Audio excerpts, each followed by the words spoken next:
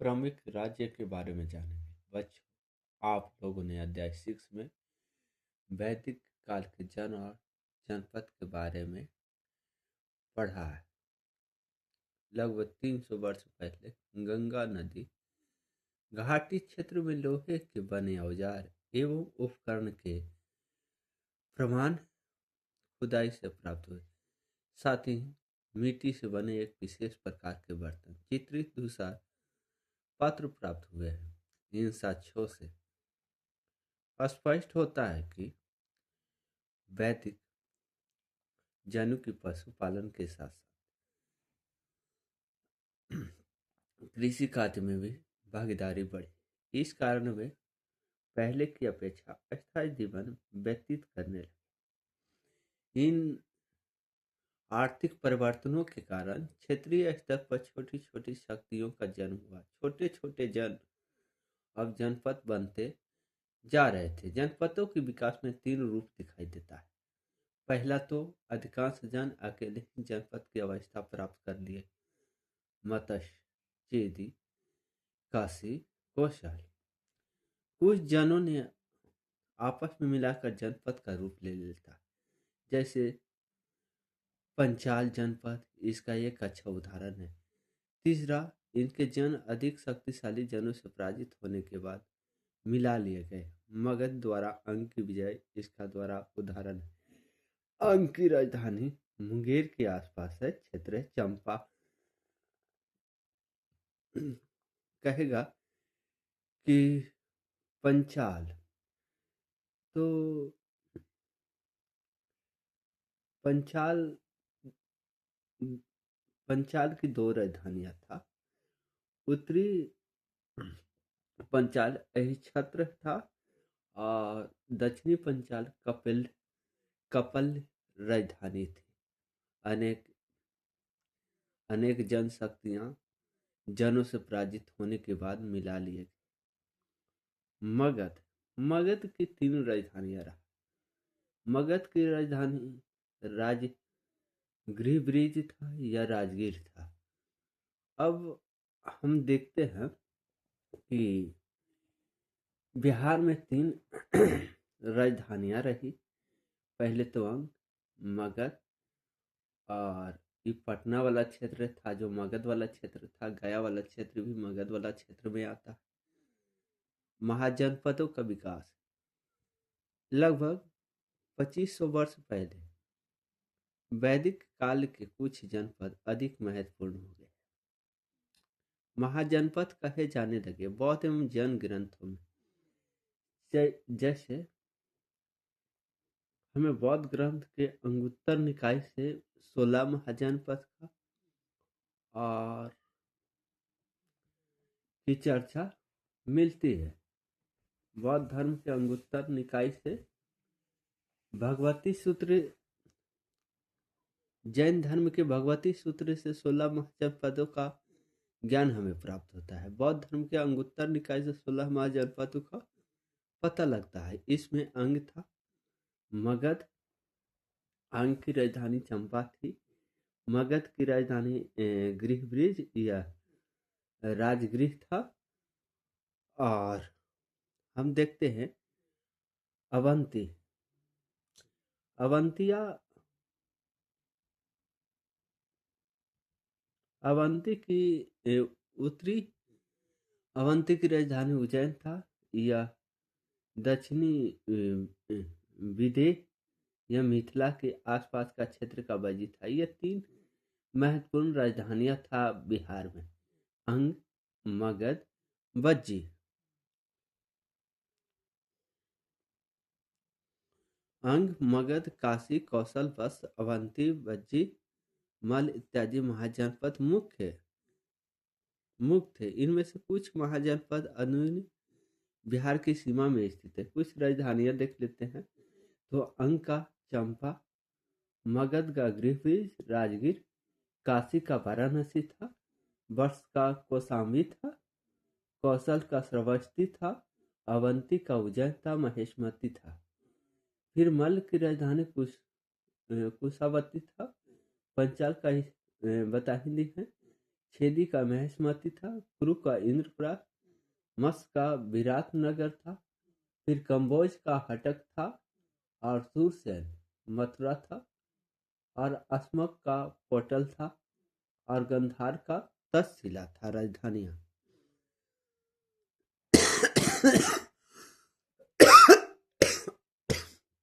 आप देख सकते हैं यहाँ पर दिखाया गया है कुरु, इंद्रप्रस्थ, कुरु, इंद्रप्रस्थ राजधानियां था। फिर हम देखते हैं पंचाल, तो पंचाल का राजधानी छत्र या कंपल्य था। फिर हम चेदी देखते हैं, चेदी की राजधानी कहाँ था, तो चेदी का राजधानी था जो शक्ति मती था। ये सब राजधानियां था। ये महत्वपूर्ण थे। बिहार में 3 गो, उत्तर प्रदेश में 6 गो।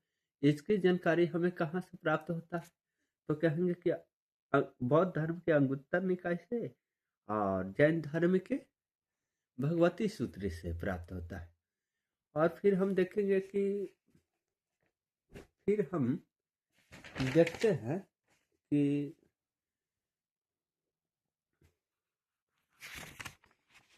फिर देखते हैं महाजनपदों में शासन का एक रूप जैसा नहीं था। कुछ में राजतांत्रिक शासन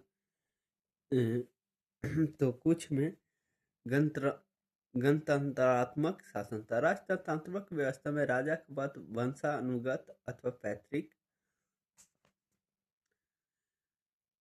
था। महाजनपदों की राजधानी शासन का केंद्र थी। राजधानी में राजा, सेना एवं राजा के कर्मचारी रहते थे। कई राजधानियों में किलेबंदी की गई थी, जो लकड़ी, ईंट एवं पत्थरों की दीवारों से घिरी होती थी। ऐसा लगता था कि लोगों ने अन्य राजाओं के आक्रमण से डरकर अपनी सुरक्षा के लिए इन किलों का निर्माण किया होगा। महाजनपदों के राजा ने स्वैच्छिक नजराना बलि, यहाँ से क्वेश्चन पूछता है कि जो महाजनपदों के राजा ने स्वैच्छिक नजराना लिया, उसे बलि कर के रूप में नजराना, जो कर लगता था उसे हम नजराना कहते थे। महाजनपदों में स्वैच्छिक नजराना यानी बलि अब नियमित रूप से कर वसूलने लगे। कर को बलि के रूप में महाजनपदों में जाना जाता था। ये याद रखिएगा। विभिन्न प्रकार के आर्थिक गतिविधियों से जुड़े लोग, कृषक, कारीगर, व्यापारी, पशुपालक, आखेटक, शिकारी इत्यादि से कर की एक निश्चित मात्रा वसूल की जाने लगी। फसलों पर लगाए जाने वाला कर सबसे महत्वपूर्ण था, क्योंकि अधिकांश लोग किसान थे। प्राय उपज का 6वां हिस्सा कर के रूप में निर्धारित किया जाता था, जिसे क्वचित कहा जाता था भाग। भाग भी एक कर था। कारीगर, बुनकर, लोहार, सुनार, बढ़ई को राजा के लिए महीने में 1 दिन काम करना पड़ता था। व्यापारियों को सामान खरीदने बेचने पर भी कर देना पड़ता था। करों की वसूली से राजा समृद्ध होने लगा। राजा अपने कार्यों को सुगमता से कर सके, इसके लिए कर्मचारियों की आवश्यकता होती थी। वे नियमित वेतन देकर सेना एवं कर्मचारियों की नियुक्ति करने लगा। ये लोग राजा के प्रति वफादार एवं उत्तरदायी होते थे। वेतन का भुगतान संभवतः आहट सिक्का के रूप में, आहट सिक्का को पंचमार्गी सिक्का भी कहा जाता है। क्या कि सबसे पुराना सिक्का कौन सा, तो कहेंगे कि आहट सिक्का, जिसे हम पंचमार्गी सिक्का के नाम से जानते हैं। सिक्कों के बारे में आप अध्याय 10 में पढ़ेंगे। मगध का उत्थान कैसे होता है। मगध का फैलाव मुख्यतः आधुनिक बिहार राज्य के पटना एवं मगध प्रमंडल मुख्यालय गया तक था, जिसमें बिहार मगध की राजधानी कहाँ था, तो कहेंगे कि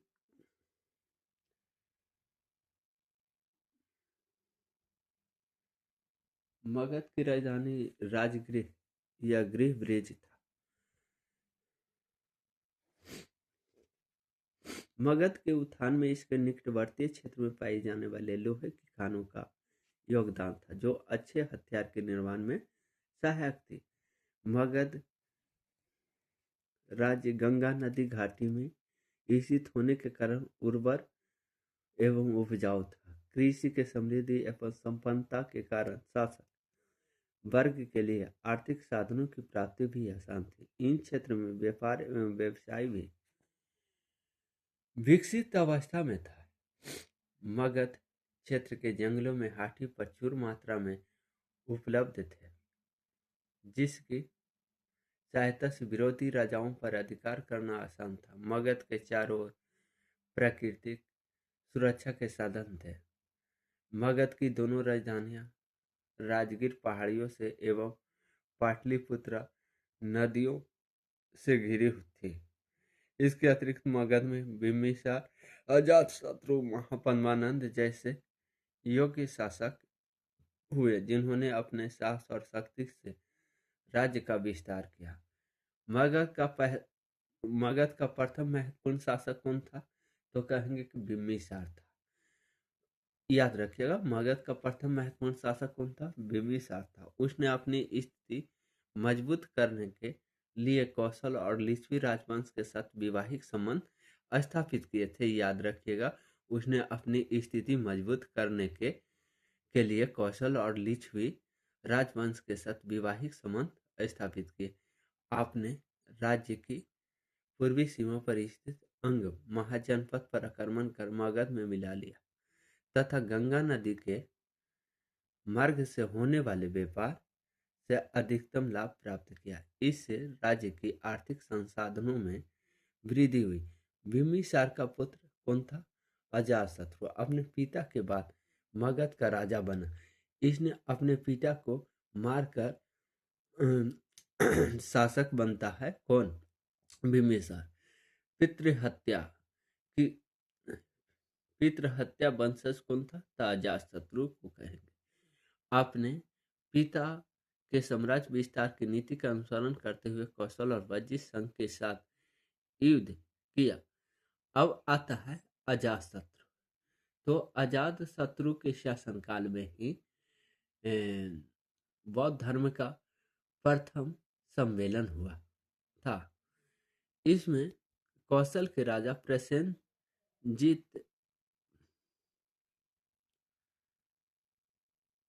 प्रसेनजीत को युद्ध में पराजित करके काशी प्राप्त किया। अजातशत्रु ने अपने मंत्री वशकार की सहायता से वज्जी संघ के सदस्यों में फूट डालकर उनकी वज्जी पर आक्रमण किसके कहने पर किया? कौन सा मंत्री था? तो वशकार की सहायता से वज्जी संघ के सदस्यों में फूट डालकर उनकी शक्ति को कमजोर कर जीत लिया। अजातशत्रु ने अपने शत्रु राज्य अवंती से अपनी राजधानी राजगीर की सुरक्षा हेतु किलेबंदी करवाई, जिसके अवशेष आज भी देख सकते हैं। उसने गंगा, गंधक, सोन नदियों के संगम पर स्थित पाटली ग्राम में सैनिक छावनी, याद रखिएगा ये भी पूछा हुआ है कि गंगा, गंधक, सोन नदियों के संगम पर स्थित पाटली ग्राम में सैनिक छावनी सेना के रहने का स्थान का निर्माण किया, जो बाद में पाटलिपुत्र के नाम से विख्यात हुआ। अजातशत्रु के बाद उदयन मगध का राजा बना। उसने पाटलिपुत्र को क्या बनाया? राजधानी बनाया। ये भी याद रखिएगा। अजातशत्रु के बाद कौन आया? उदयन आया, जो पाटलिपुत्र को अपनी राजधानी बनाया। उसके काल में मगध और अवंती की शत्रुता काफी बढ़ गई थी। उस समय अवंती का राजा चंद्र प्रघोर था।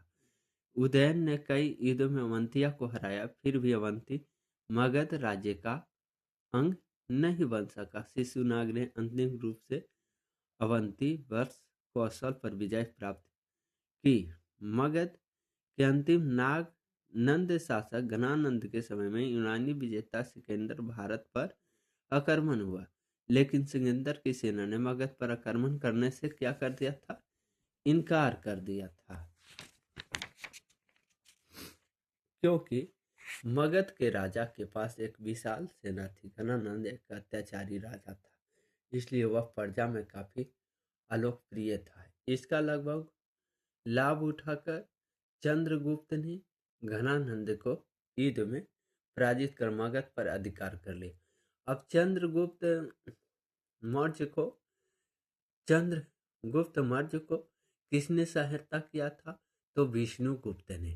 मगध की समृद्धि एवं शक्ति की बुनियादी पर मौर्यों ने एक विशाल साम्राज्य की स्थापना की, जिसका अध्याय 9 में पढ़े। गणराज्य। कुछ ऐसे राज्य थे जिसे गणराज्य कहा जाता था। शक, लिच्छवी, वज्जी, विदेह, तात्रिक, मल, कौल, मौर्य इत्यादि भारत के प्रमुख गणराज्य थे। यहाँ की शासन व्यवस्था अलग तरह की थी, जिसे गण या संघ कहते थे। गणतंत्र में शासन का प्रधान का चुनाव होता था। अधिकतर ऐसे गणराज्य छोटे आकार के होते थे, अतः यह आपस में मिलाकर संघ का निर्माण करते थे। मगध के निकट वज्जी संघ था, जिसकी राजधानी वैशाली थी। वज्जी संघ 8 गणों का संघ था, जिसमें लिच्छवी, विदेह, वज्जी प्रमुख थे। वज्जी संघ विभिन्न गणों के राजाओं की एक सभा होती थी। ये राजा विभिन्न अवसरों पर एक साथ एकत्र होते थे। सभाओं में बैठकर ये राजा आपस में विचार विमर्श और वाद विवाद के माध्यम से किसी निर्णय तक पहुंचते थे। वज्जी संघ में लोकमत से शासन करने की प्रवृत्ति दिखाई देती है। गणों के प्रमुख या राजा नियमित तौर पर मिल बैठकर पूरे संघ के बारे में निर्णय लेते हैं। इस कारण इसे गणराज्य कहा जाता है। गण शब्द का प्रयोग कई सदस्यों वाले समूह के लिए किया जाता है। वज्जी संघ में लिच्छवी एक प्रमुख गण था। इसकी सीमाएं वर्तमान वैशाली एवं मुजफ्फरपुर जिले तक फैली हुई थी।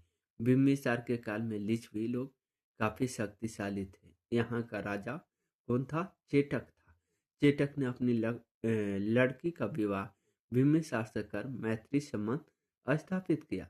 मगध के राजा अजातशत्रु ने लिच्छवी गण पर विजय प्राप्त किया था। इसके बावजूद उनका राज अब से लगभग 1500 वर्ष पहले तक चलता रहा।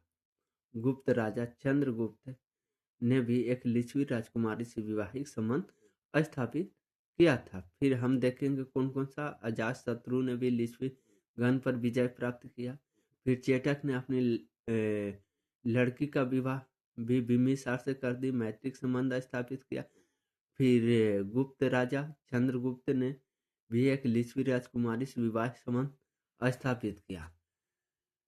वज्जी संघ और अजातशत्रु। वज्जी संघ का यह वर्णन दिग दीर्घ निकाय से लिया गया है। दीर्घ निकाय एक बौद्ध ग्रंथ है, जिसमें महात्मा बुद्ध के कई व्याख्यान दिए गए हैं। अजातशत्रु वज्जी संघ पर आक्रमण करना चाहता था। उन्होंने अपने मंत्री बशकार को बुद्ध के पास सलाह के लिए भेजा। बुद्ध ने उनसे पूछा कि क्या वज्जी सभाएं नियमित रूप से होती है तथा उसमें सभी सदस्य उपस्थित होते हैं।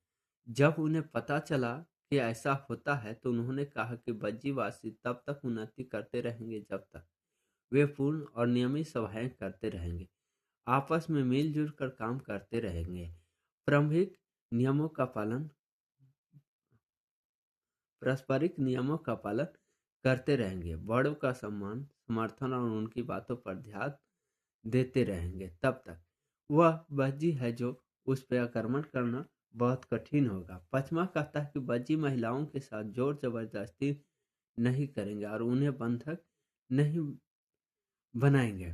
शहर एवं गांव में चैत्यों का रख रखाव करेंगे। बिन मतलबी संतों का सम्मान करेगा। उनके आने या जाने पर रोक नहीं लगाएंगे।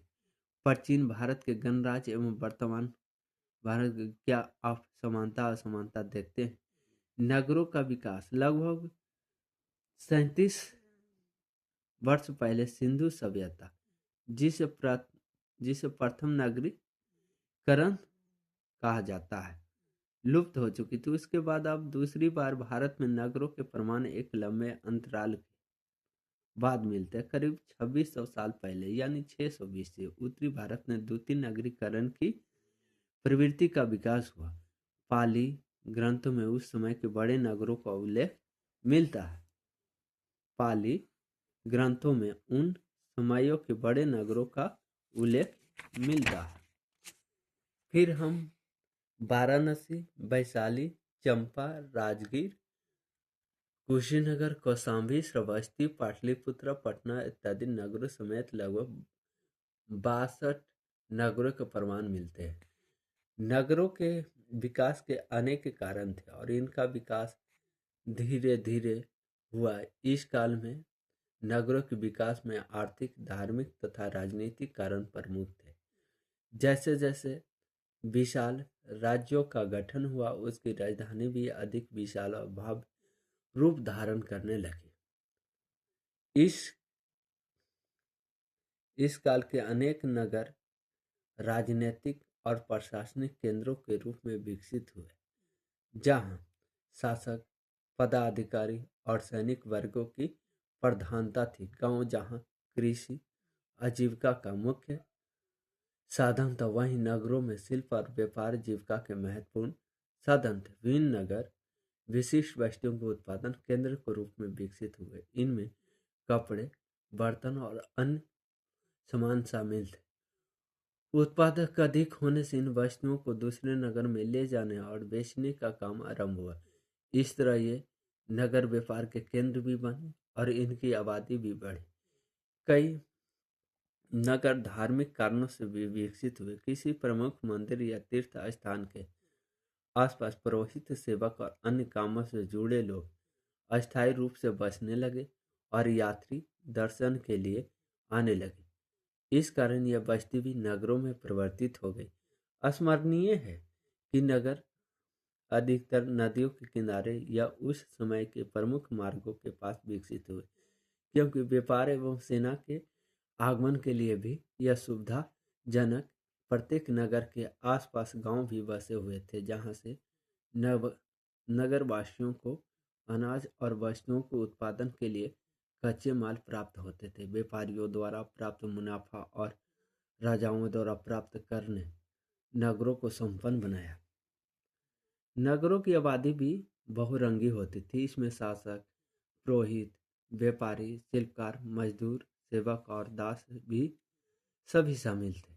इन अलग अलग वर्ग या जातियों के बसने के लिए नगरों को विभिन्न मोहल्ले या भागों में बांट दिया जाता था। इस प्रकार एक सुनियोजित नगरीय जीवन की रूपरेखा 6ठी शताब्दी ईसा पूर्व तक उत्तर भारत में विकसित हो चुकी थी। इस प्रसिद्ध प्रक्रिया को द्वितीय नगरीकरण भी कहा जाता है। धन्यवाद।